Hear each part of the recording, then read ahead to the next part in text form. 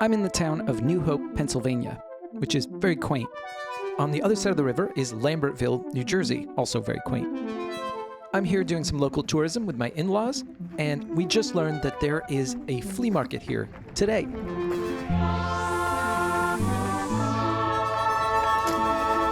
Wait, what's that? Oh my gosh. I have to buy that. So yeah, within the first 5 minutes, I bought this accordion. Turns out it's massively heavy. Okay, let's explore some more. This place is huge. Tons of weird knickknacks and important cultural artifacts. Check out this violin with a super cool antique fingering guide. Unfortunately, it's not full size. Still, I feel like there are enough near misses here that I'm gonna hit on something eventually. Okay, it happened. I just bought the weirdest guitar. We're just about to leave. Even late in the game, you can find stuff. It's clearly homemade, but the seller has no idea who made it. Okay, I think it's finally time to go home. When I get home, the first thing I do is try out the accordion. It sounds weird and terrible. I open it up to try to figure out what's wrong, and dozens of reeds pour out onto the table. It's like pennies falling out of a piggy bank. They're covered in some sort of dried up glue. I did some research on the internet and learned that it's actually wax. And re-waxing an accordion is apparently a huge undertaking. In other words, I think the accordion will have to wait for another day. Let's check out the other instrument. It's pretty strange. It does look like a guitar, but not completely. Everything's a little bit wonky. For some reason, there's no way to attach a strap. So before I can try it out, I'm gonna attach strap pegs. Luckily, I have a bunch of extras on hand. It is odd that this instrument doesn't even have strap pegs. Like, did it even get played? Okay, I've got the strap on. Let's try this thing out.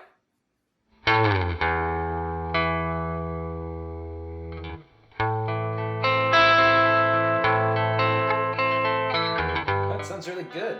Classic single coil sound.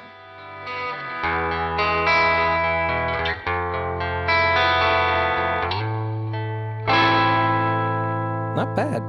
Let's hear how it sounds with distortion.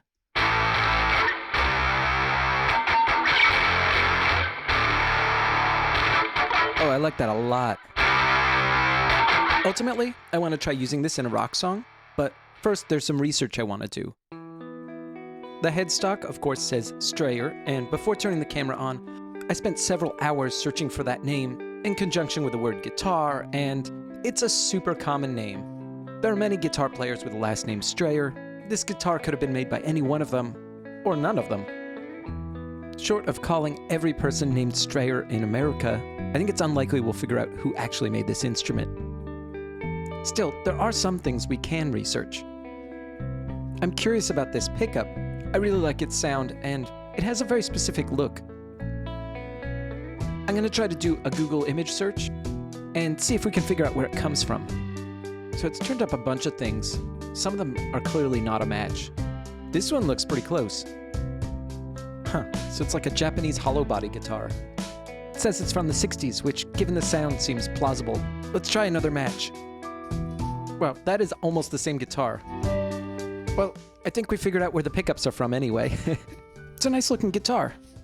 So we've solved the mystery of the pickup, but there's still some odd stuff that I don't get. For example, why didn't it have any pegs for a strap?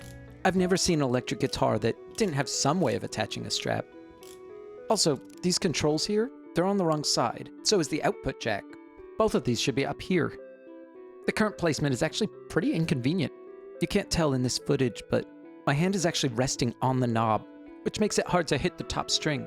At first I thought, maybe this was made for a left-handed player, and that's why everything is backwards. But that doesn't make sense either, because the cutaway, which would give the player access to the high frets, is on the side that would make sense for a right-handed player.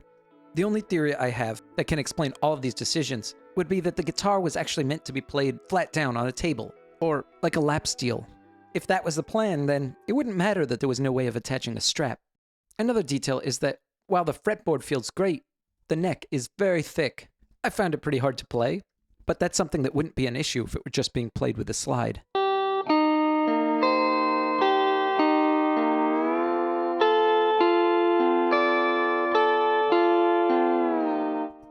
I don't really know how to play the lap steel, so instead, I think it's finally time to try to use this in a rock song.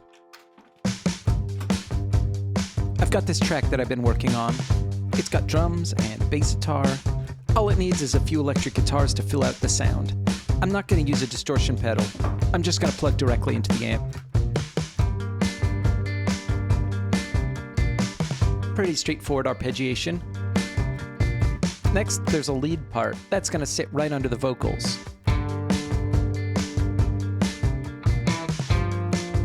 Let's double it an octave above.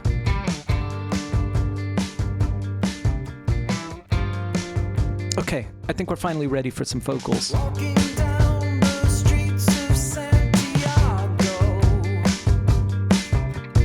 there's a man named Rico Maldonado. Everyone stops to take photographs. Everyone's talking in paragraphs. It's even worse at the airport. The people all stare as the loudspeaker blares. I think that works really well. It's funny, when I first tried out this guitar, I thought the neck was so thick, but it actually feels comfortable to me now. Whoever Strayer was, they didn't do a half-bad job, and the pickup they chose is actually really nice sounding. Speaking of which, I sampled the clean sound, and I turned it into a free instrument. You can download that from the Decent Samples website. Also, I should mention that the drums in this song are being provided by a brand new library that I'm releasing this week called Indie Drums. Of course, one of the most important parts of any rock song is the sound of the drums. As a songwriter, I've been looking for the perfect indie rock drum sound for years now. At some point last year, I was scrolling through Instagram when I came across a series of videos by Tom Wagner, a fantastic drummer from Germany. Within about 5 seconds of hearing him play, I knew that this was exactly the sound I had been looking for. I reached out, and to my great pleasure, Tom was willing, in fact, excited to work on a sample library together. So that's how we ended up with Indie Drums. The user interface is dead simple. In all, 12 different drum types were sampled, with many different round robins and velocity layers, so it should always sound fresh and natural. The price on that library is $20. I'm super excited about this release because I've been using these samples in my own songs now for a while, and I just really love the way they sound. Also, if you like the song in this video, that is available over on Bandcamp. There's a link in the description to this video. I'll leave you now with the chorus to that song. See you soon.